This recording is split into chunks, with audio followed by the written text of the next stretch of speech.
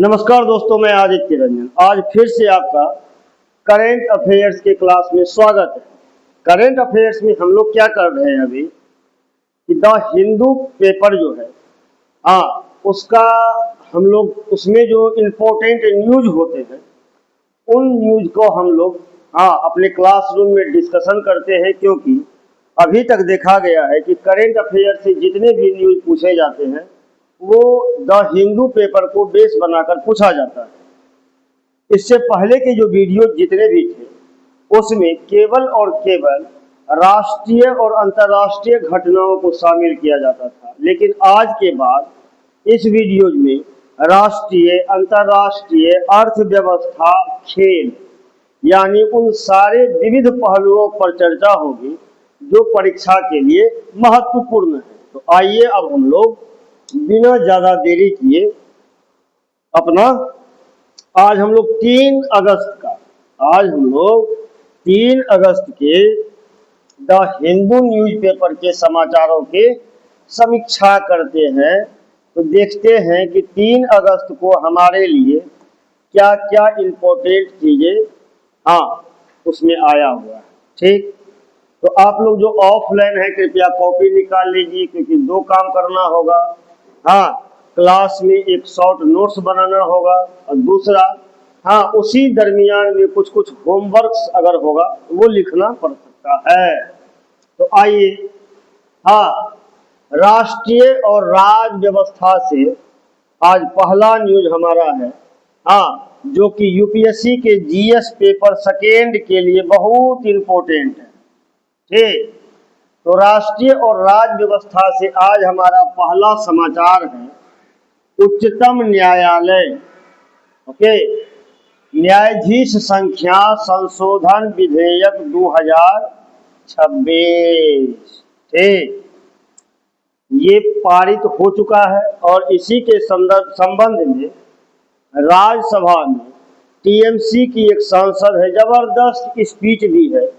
जो परीक्षा की तैयारी करते हैं तो कोशिश करेंगे यूट्यूब पर टीएमसी की उस महिला सांसद का जो राज्यसभा में उन्होंने स्पीच दिया है उसे सुन ले तो आपकी जानकारी और ज्यादा मजबूत हो जाएगी। एक आइए अब हम लोग देखते हैं कि उच्चतम न्यायालय न्यायाधीश संख्या संशोधन विधेयक 2026 में पीटी के लिए क्या क्या इंपॉर्टेंट चीज, ठीक है, आते हैं।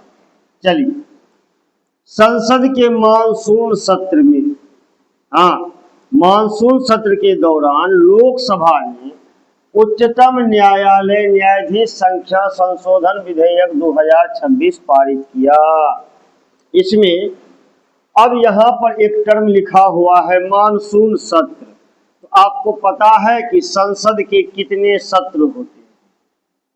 संसद के कितने सत्र होते हैं बाबा साहब? 3 सत्र होते हैं। कौन सब? मानसून सत्र तो यहाँ हो गया, अभी चल रहा है। ठंडा के समय में शीतकालीन सत्र और गर्मी के समय में ग्रीष्मकालीन सत्र। क्लियर है? लेकिन ध्यान यह देना है कि संसद में 2 सत्र का होना अनिवार्य है। कितने सत्र का होना अनिवार्य है? 2 सत्र का। और 2 सत्र के बीच में कितने महीने की गैप होनी चाहिए? 6 महीने से अधिक का अंतराल नहीं होना चाहिए। क्लियर हो गया? यानी भारत के संसदीय व्यवस्था में 3 सत्र होते हैं। पहला शीतकालीन सत्र, दूसरा ग्रीष्मकालीन सत्र, तीसरा मानसून सत्र। लेकिन उसमें व्यवस्था है क्या कि प्रत्येक साल कम से कम 2 सत्र का होना अनिवार्य है और 2 सत्र के बीच में 6 महीने से अधिक का अंतराल नहीं होना चाहिए। आइए, तो मानसून सत्र में उच्चतम न्यायालय न्यायाधीश संख्या संशोधन विधेयक 2026 पारित हो गया है। अब क्या हुआ कि इसके तहत सर्वोच्च न्यायालय में स्वीकृत न्यायाधीशों की संख्या 34 को ऐसे पढ़ेंगे हम लोग 33 + 1, मतलब 33 न्यायाधीश और 1 कॉकरोच। ये समझे? हाँ, वही ने कॉकरोच बोला था। हाँ, तो 33 न्यायाधीश और एक मुख्य न्यायाधीश पहले था, व्यवस्था पहले थी। अब कितनी हो गई है? 38। यानी इसको कैसे पढ़ेंगे? 37+1। ठीक, मुख्य न्यायाधीश सहित अब संख्या कितनी हो गई है?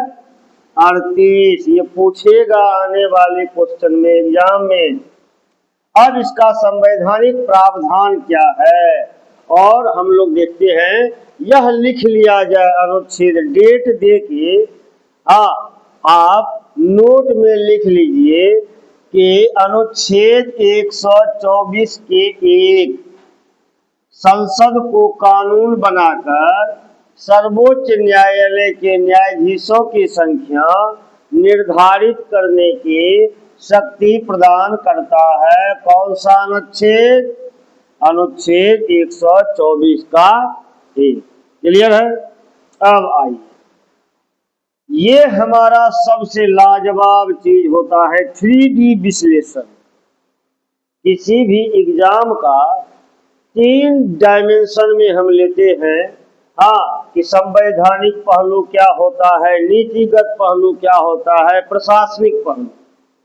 इस तरह से अगर आप करंट पढ़ते हैं तो आपको करंट मजेदार भी होता है और लंबे समय तक याद भी रहता है। ठीक है, आइए इसका हम लोग 3D एक्सप्लेनेशन करते हैं। ठीक, संवैधानिक दृष्टिकोण देखते क्या है कि अनुच्छेद 21, त्वरित न्याय का अधिकार। पूछ ये सब लिख लीजिए, ये कहीं भी जल्दी संविधान में स्पष्ट नहीं लिखा हुआ है। ठीक, यह सब जब कोई इशूज आता है तब सुप्रीम कोर्ट के तहत कुछ व्याख्याएं प्रस्तुत की जाती है, तो ये छुपे हुए चीज सब खुलकर सामने आ जाते हैं। पूछ देगा कि त्वरित न्याय का अधिकार किस अनुच्छेद से संबंधित है। जैसे अभी भारत के जेल में एक मुस्लिम बच्चा बंद है, हाँ, जो कि बहुत दिनों से बंद है। ठीक, और उस पर अभी तक उसको न्याय नहीं मिला है, ना तो उस पर सजा घोषित हुई है, न ही उसको निर्दोष साबित किया गया। क्या आप उस बच्चे का नाम जानते हैं? क्या नाम है? उमर खालिद साहब। तो उमर खालिद तो के केस में हम यह कह सकते हैं कि उमर खालिद अगर भारत का नागरिक है ही, तो उसे भी तुरंत न्याय का, शीघ्र न्याय मिलने का अधिकार है। वो किस अनुच्छेद के तहत इस बात को उठाएगा? अनुच्छेद 21। अब ऐसे कहा जाता है जस्टिस डिले जस्टिस डिनाइड, यानी अगर न्याय में देरी हो रही है तो उस न्याय का कोई मतलब नहीं है। इसीलिए त्वरित न्याय का अधिकार आने वाले समय में पूछा जा सकता है। के तहत मामलों के समयबद्ध निपटारे के लिए न्यायाधीशों की संख्या बढ़ाना अनिवार्य था। कोई अगर पूछ दे, हाँ, जैसे अगर आप व्हाट्सएप यूनिवर्सिटी वगैरह से बच के रहेंगे तो आपको यह कॉन्सेप्ट क्लियर हो जाएगा। हाँ, क्योंकि बहुत सारे अदालत में मामले लंबित हैं, लेकिन उन लंबित मामलों को जल्दी शीघ्र सुनवाई हो, इसीलिए न्यायाधीशों की संख्या बढ़ाना अनिवार्य था। वर्तमान में शीर्ष अदालत में लंबित मामलों की संख्या 80,000 से अधिक हो चुकी है। ठीक, अगर कोई यह पूछे कि सुप्रीम कोर्ट में न्यायाधीशों की संख्या बढ़ाना कहाँ तक उचित है, खास करके जो TRE-4 या मेंस परीक्षा की जो तैयारी करते हैं, उनको उत्तर लिखने में यह सब जो कॉन्सेप्ट है मदद करेगा। तो आइए 3D विश्लेषण का दूसरा पक्ष देखते हैं, नीति आयोग क्या कहता है। ये तो संवैधानिक पहलू हो गया। दूसरा नीतिगत पहलू देखते हैं कि नीति आयोग का मानना है कि केवल न्यायाधीशों की संख्या बढ़ाना पर्याप्त नहीं है। बिल्कुल ठीक, पॉजिटिव चीजें ये थी कि न्यायाधीशों की संख्या बढ़ाना है क्योंकि लंबित मामलों पर काम हो, लेकिन नीति आयोग का कहना है कि केवल न्यायाधीशों की संख्या बढ़ाने से काम नहीं चलेगा। फिर क्या करना होगा? बहाव साहब, न्यायिक अवसंरचना, लिखिए, इस टर्म को लिखिए। जुडिशियल इंफ्रास्ट्रक्चर का आधुनिकीकरण करना है। और जो कॉन्स्टिट्यूशनल बेंचेज हैं इसको भी लिखिए। संवैधानिक पीठ को नियमित अपीलीय मामलों से अलग करना आवश्यक है। यह सुझाव अगर आप अपने उत्तर में देते हैं, सरकार को यह सुझाव देते हैं कि केवल न्यायाधीशों की संख्या बढ़ाने से लंबित मामलों के निपटारों में तेजी आ जाएगी, तो सरकार इस भ्रम से दूर रहे। सरकार को अपने अंदर भी कुछ चीजों में सुधार करना जरूरी है, जैसे कि न्यायिक अवसंरचना यानी जुडिशियल इंफ्रास्ट्रक्चर में बदलाव लाना होगा, और साथ ही संवैधानिक पीठों को नियमित अपीलीय मामलों से अलग करना है। तो आप लोगों का होमवर्क हो गया 50-50 शब्दों में यह लिखकर लाए कि न्यायिक अवसंरचना से आप क्या समझते हैं। एक क्वेश्चन हो गया मिश्रा जी।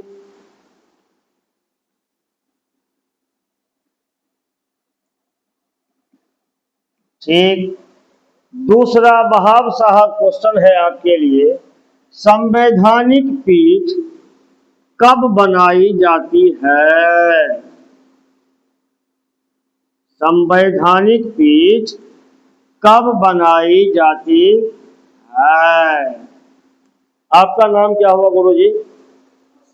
हाँ, मस्कुर साहब आपके लिए भी है, तो इसको बनाते रहना है बहार साहब। कल होमवर्क नहीं बनेगा, हाँ तब फिर हम भजन सुना देंगे।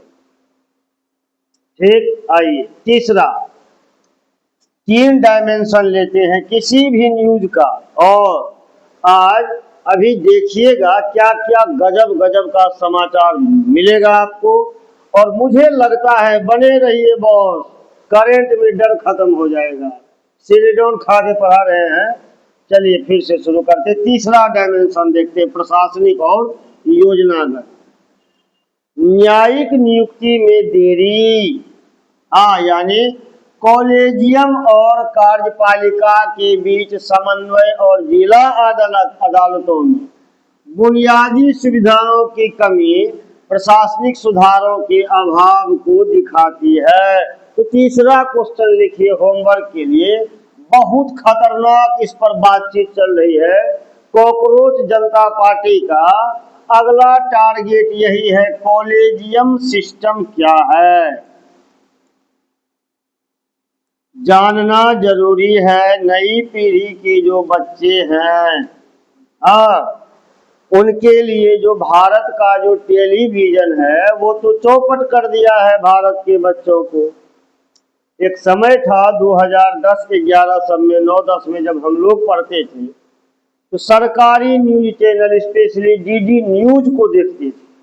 आज अभी देखिए हो क्या रहा है, डीडी न्यूज सरकारी चैनल है जो कि देश के पैसों से चलने वाला चैनल है।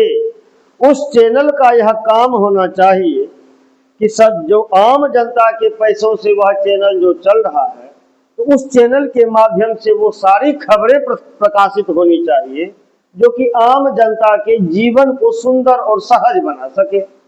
लेकिन उस दूरदर्शन के चैनल पर एक गंदा आदमी बैठा हुआ है और उसे 15 करोड़ रुपया महीना हमारे पैसा से, ठीक है, 1-2 करोड़ ने 15 करोड़ रुपया का टर्नओवर उसको जाता है, और उसका नाम है सुधीर चौधरी।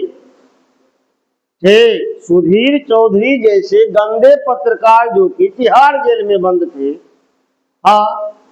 वो किसी से फिरौती वसूल कर रहे थे नवीन जिंदल वाले मामले में, उनको बैठा दिया गया है। तो न्यूज चैनल गंदा हो चुका है। तो नई पीढ़ी के जो बच्चे हैं वो कहाँ जाएंगे, व्हाट्सएप पर जाएंगे, वहां कुछ अलग पढ़ाया जाता है। तो आप लोग थोड़ा सा जानकारी को दुरुस्त रखिए। न्यायपालिका में भी सुधार जरूरी है। जैसे आपके दबाव से शिक्षा मंत्री का इस्तीफा हो गया, ये आपकी उपलब्धि है। उसी तरह से नए युवा जो है, जो जेनजी है, नई पीढ़ी है, वह जानिए कि कॉलेजियम सिस्टम क्या है और इसको कैसे समाप्त करना है। ठीक है, तो होमवर्क मिल गया, कॉलेजियम सिस्टम क्या है। तो प्रसाद चलिए, ये था आज का हमारा, हाँ, सुप्रीम कोर्ट में न्यायाधीशों की संख्या में जो वृद्धि हुई है उसके संदर्भ में। बहुत बहुत धन्यवाद डायरेक्टर सर का। हाँ, सर में दर्द था गुरुजी लोग। हाँ देखिए, चाय भी आ गई। ठीक, तो पहला न्यूज जो था, उच्चतम न्यायालय यानी सुप्रीम कोर्ट में न्यायाधीश संख्या संशोधन विधेयक 2026। तो अब कितना न्यायाधीश हो जाएगा अब्दुल वहाब साहब? पहले कितना था? 34। अब आइए आज हम लोग दूसरे न्यूज में जाते हैं, और ये न्यूज और ज्यादा इंटरेस्टिंग है और गारंटेड चीज है, मोदी की गारंटी है, यहां से क्वेश्चन आएगा। ठीक, पहले न्यूज देखिए। कावेरी जल विवाद, तमिलनाडु बनाम कर्नाटक। ठीक, अब कावेरी नदी कहाँ बहती है? हाँ, इसको एक बार एटलस में देखना होगा। ठीक, आइए हम लोग देखते हैं कि इसमें कावेरी जल विवाद जो शुरू हो गया है, बहुत पुराना विवाद है, फिर शुरू हुआ है। आखिर इस विवाद से हमारे परीक्षा में कौन कौन प्रश्न आएंगे? तमिलनाडु सरकार ने कावेरी जल प्रबंधन प्राधिकरण के फैसले को लागू करने और काबिनी जलाशय से पानी छोड़ने के लिए सर्वोच्च न्यायालय का रुख किया है। तो होमवर्क लिखिए गुरुजी, होमवर्क है आपका, कावेरी नदी, ठीक, कावेरी नदी का उद्गम स्थान, कावेरी नदी का उद्गम स्थान, कावेरी नदी का मुहाना, ठीक, कावेरी नदी पर बने हुए बहुउद्देशीय परियोजना, प्रमुख बहुउद्देशीय परियोजना, सब नहीं, प्रमुख बहुउद्देशीय परियोजना, और तीसरा चीज, हाँ, किनारे बसे प्रमुख शहर, यानी कावेरी के किनारे बसे प्रमुख शहर। ओके, बन जाएगा क्वेश्चन। ठीक, देखिए हम लोग कहाँ कहाँ घूमते रहते हैं, पॉलिटिकल से कहाँ आ गए, ज्योग्राफी पर। ठीक, तो ये करेंट ही है कि जो कि सारे विषयों को एक साथ लेता है। इस अनुच्छेद को याद रखना है, अनुच्छेद 262। यह क्या कहता है? संसद को अंतरराज्यीय नदी जल विवादों के न्याय निर्णय के लिए कानून, जैसे अंतरराज्यीय, ये कानून लिख लीजिए, अंतरराज्यीय नदी जल विवाद अधिनियम कब बना? 1956 बनाने की शक्ति देता है। ठीक, अनुच्छेद 262 इंपोर्टेंट है, और ये इंपोर्टेंट है अंतरराज्यीय नदी जल विवाद अधिनियम। हाँ, क्योंकि विजय थलपति बन गए हैं मुख्यमंत्री, और हम कई बार बताए हैं कि हमारे जो गोबर पट्टी वाले बच्चे हैं, उन्हें यह लगता है कि गोबर पट्टी ही भारत है। नहीं, गोबर पट्टी के अलावा भी बहुत, गोबर पट्टी बुरा मत मानिएगा, इंग्लिश में इसको कौ बेल्ट कहते हैं। चलिए, ये हो गया कावेरी जल विवाद। ठीक, अब आते हैं, ये दोनों तो था हमारा राष्ट्रीय और राज व्यवस्था से संबंधित समाचार। अब तीसरा समाचार आता है हमारा अर्थव्यवस्था से, इकोनॉमी से।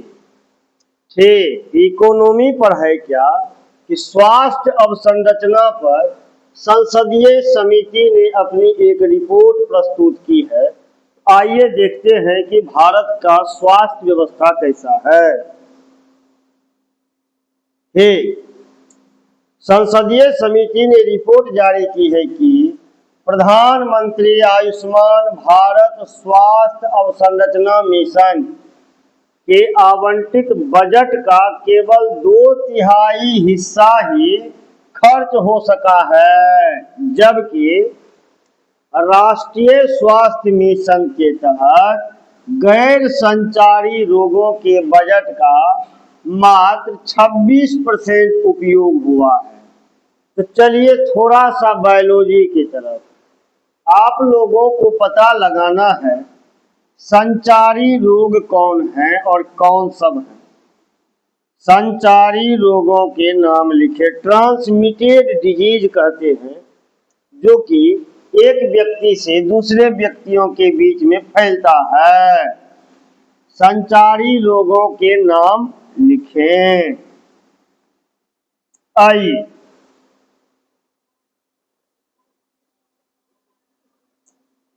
अब इसका हम लोग थर्ड डायमेंशन विश्लेषण करते हैं। हाँ, आज अबू समा एब्सेंट है, नहीं तो कहता कि सर अनुच्छेद 47 रटवा दिए आप। आइए संवैधानिक पहलू चेक करते हैं। आप लोगों को भी अब अनुच्छेद 47 याद ही हो गया होगा, कई बार चेक हुआ है। राज्य का क्या कर्तव्य है? लोक स्वास्थ्य सुधारों में राज्य का प्राथमिक कर्तव्य मानता है, यानी अनुच्छेद 47 के तहत राज्य का यह कर्तव्य है कि वह लोगों के पोषण स्तर और जीवन स्तर का ख्याल करे। ठीक, दूसरा नीति आयोग क्या कहता है? नीति आयोग का प्रस्ताव है कि स्वास्थ्य पर जीडीपी का व्यय 2.5% तक बढ़ाया जाए और प्राथमिक स्वास्थ्य केंद्रों को मजबूत करने के लिए परिणाम आधारित बजटिंग, आउटकम बेस्ड बजटिंग लागू की जाए। ठीक, योजनागत मूल्यांकन क्या है कि धन आवंटन और वास्तविक उपयोग के बीच का अंतर राज्य स्तरीय प्रशासनिक अक्षमता और असंतुलित स्वास्थ्य अवसंरचना को उजागर करता है। इसीलिए सरकार को पहले इस पर ध्यान देना चाहिए, तभी जाकर भारत के लोगों का स्वास्थ्य बेहतर हो सकता है। इसमें आप लोग एक चीज करके लाना है, ज्यादा इसमें वर्क नहीं करना है। इसमें आपको केवल यह देखना है कि हाँ, PMABHIM और NHM कब शुरू हुआ, यह दोनों योजना का प्रारंभ होने वाला वर्ष, यानी शुरू होने वाला वर्ष आपको पता करना है। ठीक, आप अगर लगातार हमारे चैनल के साथ जुड़े हुए हैं तो आपको देखिए आज से एक नई व्यवस्था मिलेगी। क्या?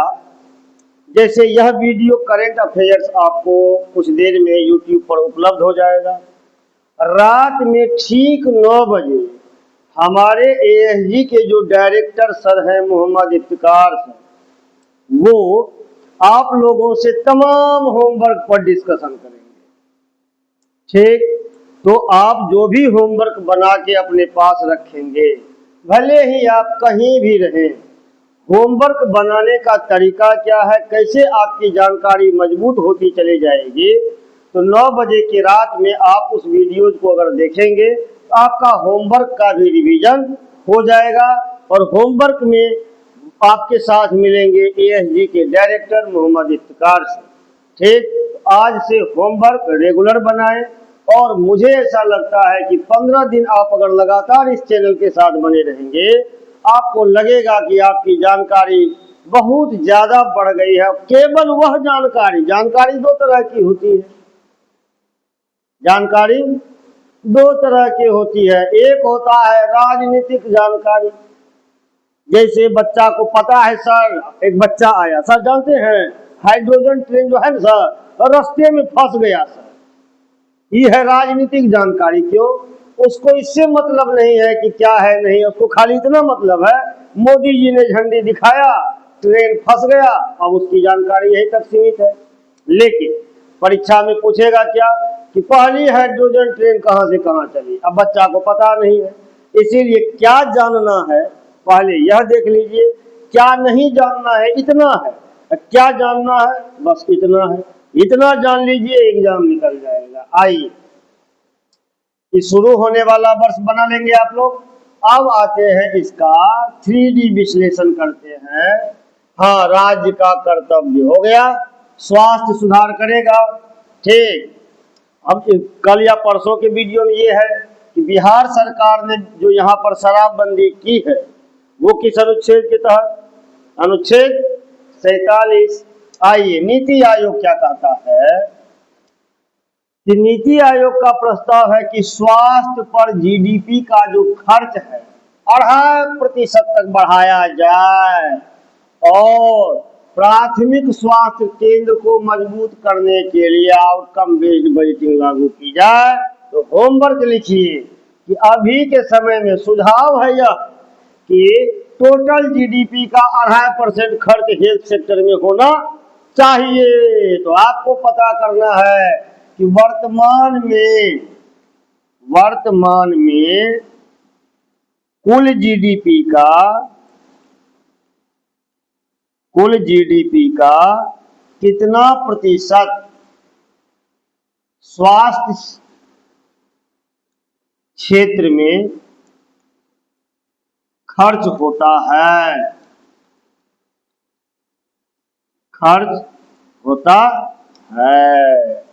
और कितना करने की बात हो रही है? 2.5%। योजनागत मूल्यांकन क्या है सुनिए, धन आवंटन और वास्तविक उपयोग के बीच का अंतर, राज्य स्तरीय प्रशासनिक क्षमता यानी जो स्टेट लेवल का एडमिनिस्ट्रेशन है वो, और असंतुलित स्वास्थ्य अवसंरचना को उजागर करता है। तो सरकार को इन दोनों कमियों पर ध्यान देने की जरूरत है। और मुख्य परीक्षा में अधिकतर समस्या रहता है और आपसे उम्मीद की जाती है कि आप सरकार को बेहतर सुझाव दें, ऐसा सुझाव जो कि संवैधानिक और नीतिगत और योजनागत हो। अगर आप इस तरह का सहयोग या सुझाव देते हैं सरकार को तो आपका आंसर आदर्श उत्तर के रूप में चेक होगा और नंबर भी मिलेगा बॉस।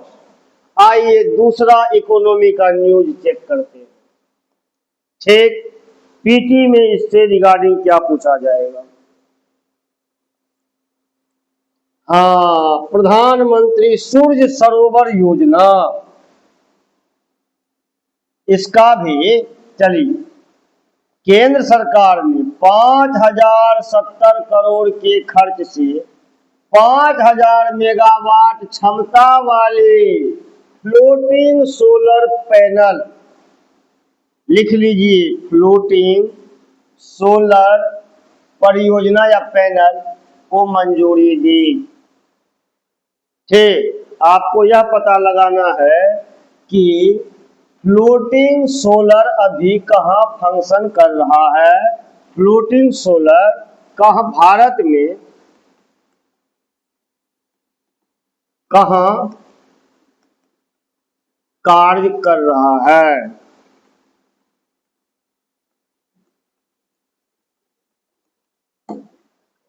क्लियर?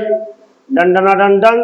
भारत की कुल सौर क्षमता ये पूछ देगा 14 में 3 गीगावाट से बढ़कर 2026 में 162.15 गीगावाट हो चुकी है।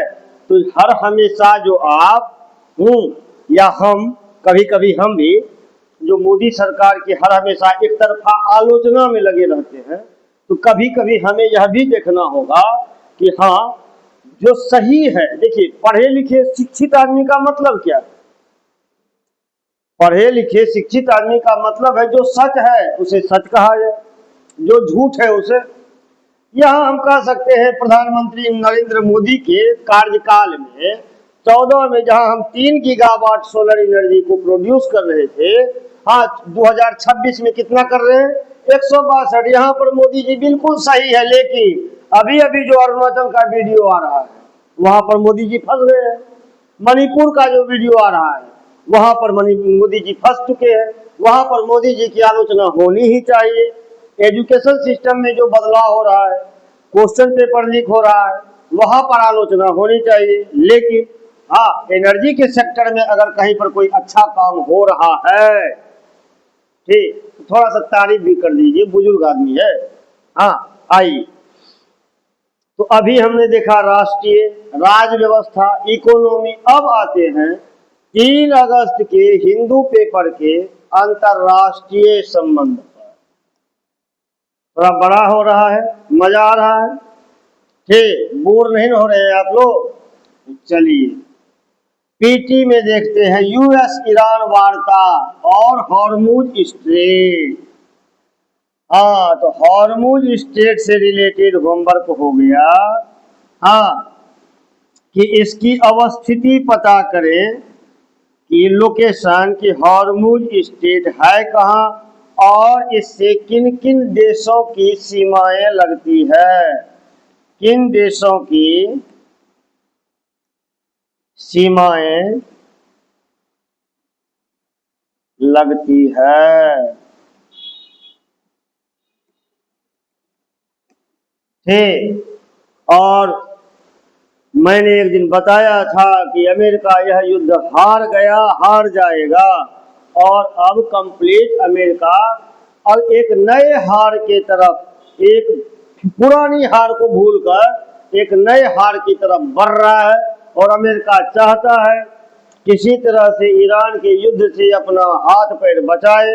अगर अमेरिका ढंग से यहाँ से नहीं निकल पाएगा, अमेरिका के साथ साथ ट्रंप भी जाएगा। ठीक, आइए देखते हैं अमेरिका और ईरान के बीच मध्य पूर्व तनाव के बीच बातचीत की प्रक्रिया और हॉर्मुज जलडंगो मध्य में नौवहन की सुरक्षा पर चर्चा तेज हो गई है।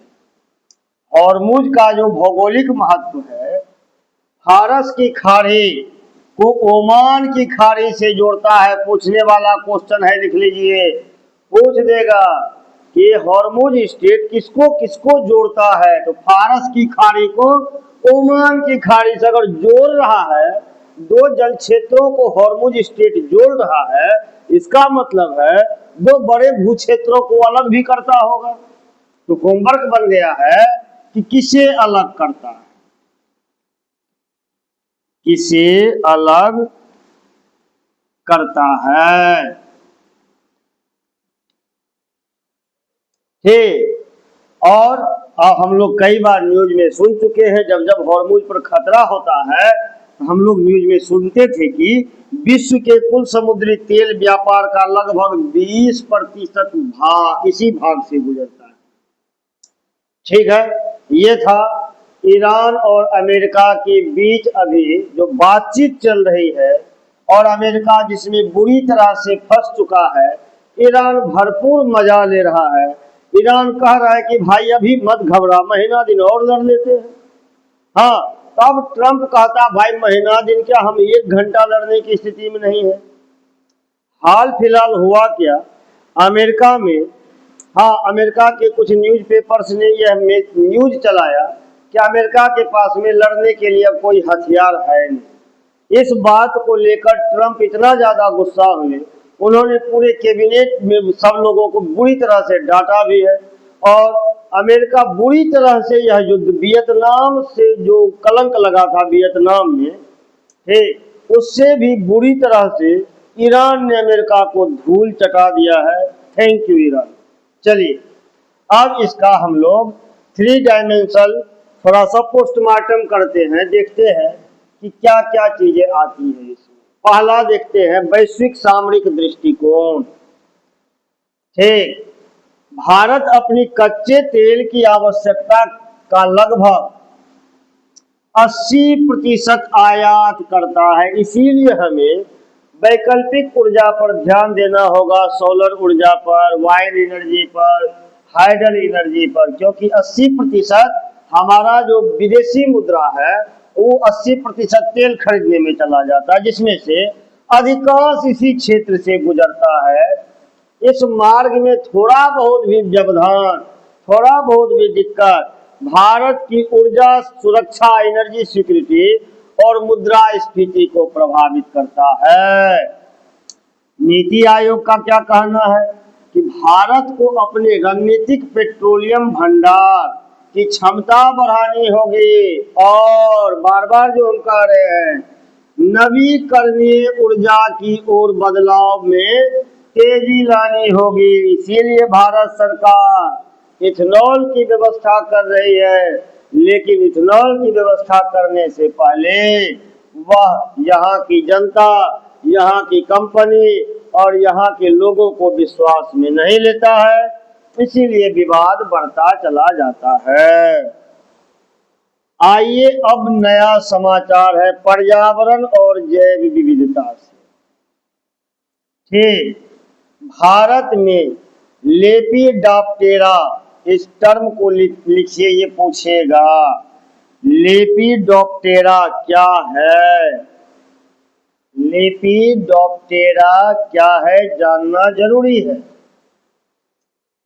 अब देखिए क्या क्या है, यहां से आपको लाजवाब न्यूज मिलेगा, इंपॉर्टेंट। क्या?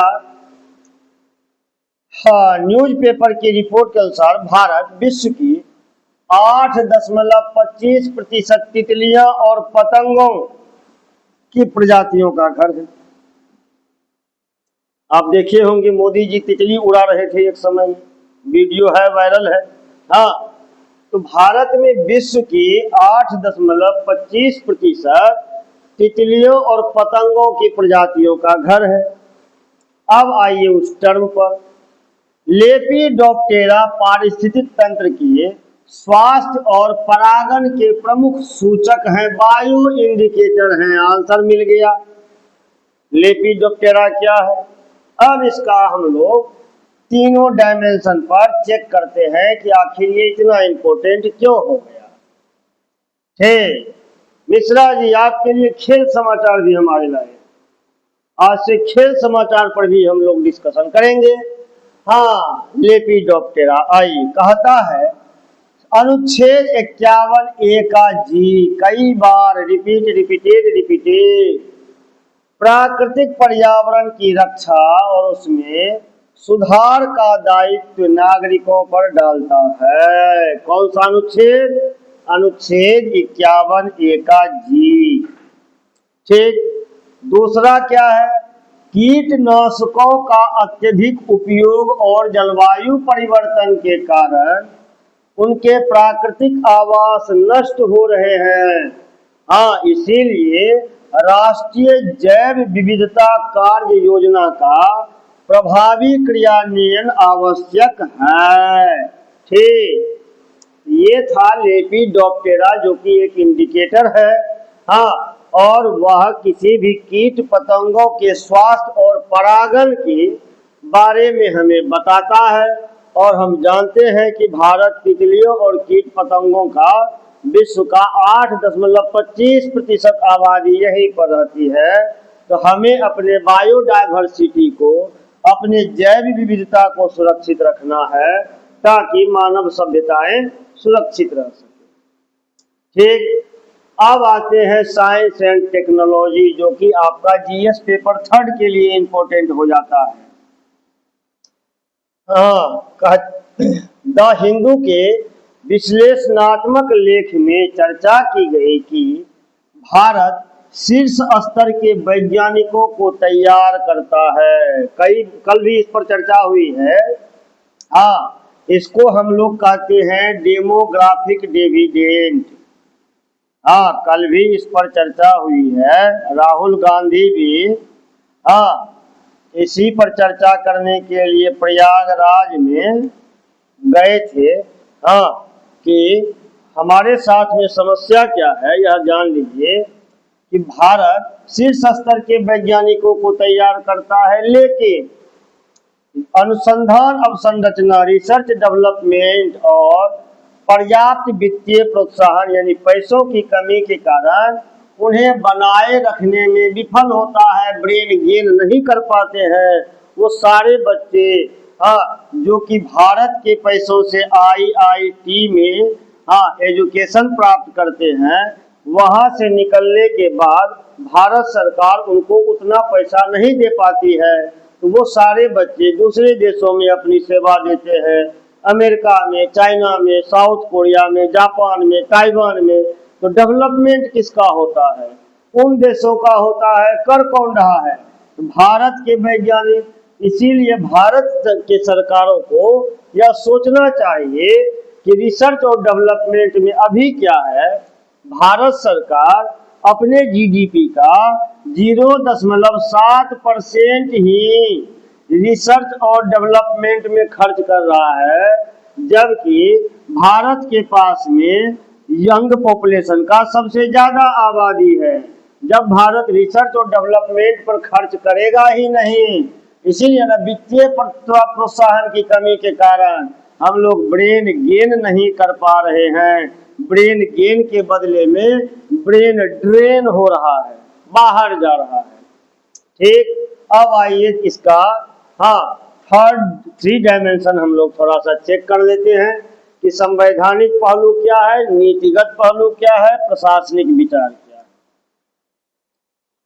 अनुच्छेद 51 का A का H अब नया मिल गया, G के बाद 51 A का H। 51 A में क्या है?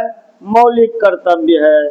और मौलिक कर्तव्य क्या कहता है कि सभी भारत के सभी नागरिकों को वैज्ञानिक दृष्टिकोण, मानववाद और ज्ञान अर्जन का विकास करना प्रत्येक नागरिक का कर्तव्य है। कहाँ लिखा हुआ है? 51 A में। यानी भारत के प्रत्येक नागरिकों को कैसा सोचना होगा? वैज्ञानिक दृष्टिकोण और मानववाद। लेकिन आप जानते, इसीलिए कभी कभी बुरा लग जाता है। हाल फिलहाल हमारे प्रधानमंत्री IIT गए थे, कहीं पर गए थे, भाषण दे रहे थे। अब IIT के बच्चों के बीच प्रधानमंत्री एक बात की चर्चा करते हैं क्या, कि मैं बाबा बागेश्वर तो हूं नहीं कि आपके मन की बात में जान जाऊंगा। यहां पर प्रधानमंत्री कितनी गंदी बात कर रहे हैं। कहां आप साइंस और टेक्नोलॉजी के बच्चों के बीच बैठे हैं, और उन बच्चों को जो कि आगे आने वाले समय में भारत के भविष्य, भारत को बहुत बड़ा चीज देने वाले हैं, उन बच्चों के मनोबल को तोड़ते हैं आप, और आप कहते हैं कि मैं बाबा बागेश्वर तो नहीं हूं। यानी उन IITianों के सामने में आपने किसे सबसे ज्यादा महत्व दिया? बाबा बागेश्वर को। उस पाखंडी को ज्यादा जगह दिया उन वैज्ञानिकों के सामने में। तो बताइए मोदी जी, उन बच्चों का मनोबल टूटेगा कि नहीं टूटेगा? और आप चाहते भारत विश्व गुरु बन जाएगा? माथा खराब है आपका। टेम्पू आदमी है जी, IIT में जाके बाबा सबका बात करता है। बताओ, सही में टेम्पू आदमी, इसीलिए आदमी इसको पसंद नहीं करता है। दिन खराब हो गया है इसका। नीति आयोग क्या कहता है सुनो। नीति आयोग अनुसंधान नेशनल रिसर्च फाउंडेशन, अनुसंधान NRF के माध्यम से ये सब मेंस वाले बच्चे, वो अगर इन सब टर्म को नहीं लिखेंगे तो फिर वो कहता है सर लिखे थे तो बढ़िया सर, लेकिन इंटरव्यू का कॉल नहीं आया तो हम क्या करें। माध्यम से निजी क्षेत्र के रिसर्च एंड डेवलपमेंट फंड को आकर्षित करने के लिए GDP व्यय को देखिए, इसको लिखिए कि GDP का अभी हम बात कर रहे थे लगभग 0.7% खर्चा करता है लगभग। अब आ गया है डाटा यहाँ, भारत अपने कुल GDP का मात्र 0.64% खर्च करता है, और नीति आयोग सलाह दे रहा है 2% रिसर्च और डेवलपमेंट में खर्च करिए। लेकिन ये सरकार वहां खर्च ना करके दूसरे तीसरे जगहों पर खर्च कर रही है, तो कैसे काम होगा बताओ। चलिए मिश्रा जी के लिए नया समाचार है।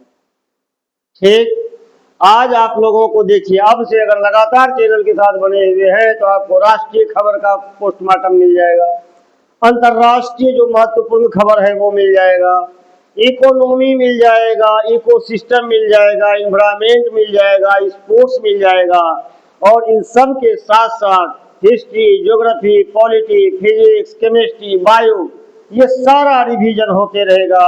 ये करंट अफेयर्स का एक नया अंदाज है एएसजी कैंपस के द्वारा। हाँ, आप एक बार चेक कीजिए वीडियो को। हाँ, बिल्कुल मजा आएगा। चलो मिश्रा जी, खेलो इंडिया करें। खेलते हैं हम लोग। आज का लास्ट समाचार है खेलो इंडिया ढांचा। पहला चीज कब से शुरू हुआ, कब से शुरू? हाँ, कल मोदी जी कॉमनवेल्थ के गेम के खिलाड़ी सबसे मिल रहे थे। नारा दिए हैं कल, पूछ देगा क्या, खेलेगा इंडिया तो खिलेगा इंडिया। किसने कहा? हाँ, महामानव ने। आइए देखते हैं। जो केंद्रीय मंत्रिमंडल ने 36,441 करोड़ के बजट के साथ खेलो इंडिया, विस्तारित खेलो इंडिया योजना को मंजूरी दे दी है। हाँ, जो सब खेल खेलते हैं बच्चा सब, उनके लिए है। शुरुआती स्तर पर प्रतिभा की पहचान के लिए खेलो इंडिया फीडर स्कूल्स और खेलो इंडिया उत्कृष्ट विद्यालय का गठन। मिश्रा जी, पता करो ये स्कूल और विद्यालय कहाँ है, उसमें जाके एडमिशन लो। स्पोर्ट्स के सेक्टर में आगे बढ़ जाएंगे। क्यों ऐसा किया गया? देखो क्यों। एथलीट विकास ढांचे का विस्तार करने के लिए इमर्जिंग खेलो इंडिया एथलीट श्रेणी की शुरुआत हुई है। ठीक, तो आज जो हम लोगों ने 3 अगस्त के न्यूज का जो पोस्टमार्टम किया है, उसमें इतने न्यूज थे। आज राज व्यवस्था से न्यूज था, अर्थव्यवस्था से न्यूज था, अंतरराष्ट्रीय न्यूज था, हाँ, पर्यावरण था, साइंस टेक्नोलॉजी था और खेल था। अब बताइए 1 घंटा में आप करेंट के साथ साथ कितने चीजों का रिवीजन करते हैं? तो आइए क्विक रिवीजन में।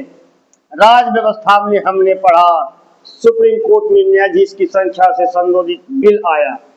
कितना सीट मिल अब होगा? 38। कौन सा अनुच्छेद इंपोर्टेंट हो गया? 124। हाँ, अब इसमें अब ये इधर का सारा चीज हो जाएगा पीटी के लिए। हाँ, जो पीटी की तैयारी करते हैं, बिहार पुलिस, दरोगा, बीपीएससी पीटी, अरे भैया तुम क्यों परेशान कर रहा है, थोड़ा सा ऊपर चले जाओ।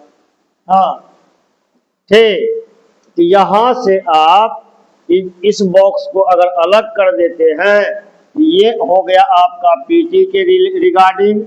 और ये सारे चीजें जो मुख्य परीक्षा में बैठेंगे, चाहे वह टीआरई वाले हो, बिहार के शिक्षक हो, हाँ, या बीपीएससी और यूपीएससी की तैयारी करने वाले हो, वो इन सब चीजों को अगर नोट कर लेते हैं तो इधर के बॉक्स से उनको मेन मुख्य परीक्षा का मटेरियल मिल जाएगा और इधर से पीटी का मिल जाएगा। तो लगातार चैनल को सब्सक्राइब कीजिए।